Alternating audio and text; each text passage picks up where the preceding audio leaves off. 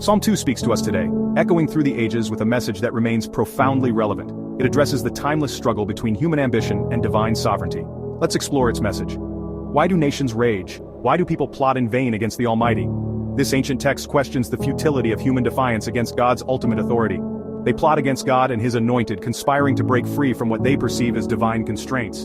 Leaders and rulers driven by pride and ambition seek to cast off the bonds of God's rule, seeking freedom from His rule. They desire autonomy, a life unbound by divine law, but this quest for freedom leads only to chaos and strife. The world is in turmoil, a reflection of humanity's rebellion against divine order. We see it in the unrest and conflicts that plague our societies, the endless cycle of power struggles and wars, striving against divine authority. But God laughs.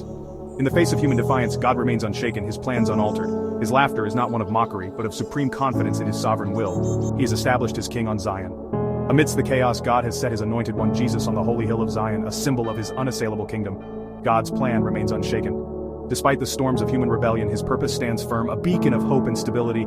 God declares Jesus as His Son, destined to rule. This declaration is a cornerstone of faith, affirming Jesus' divine authority and His role as the ultimate ruler over all creation. Those who reject Him will face judgment. The psalm warns of the inevitable consequences of rejecting God's anointed.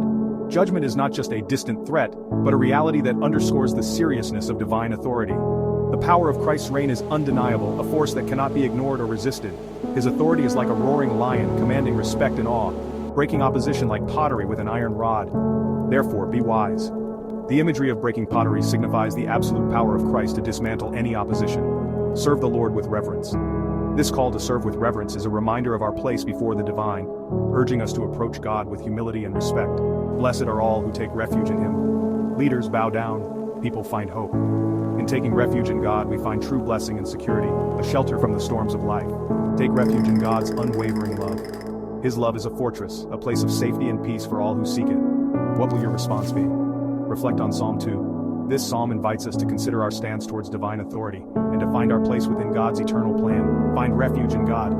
In Him, we discover a peace that transcends understanding, a refuge that stands firm amidst the trials of life.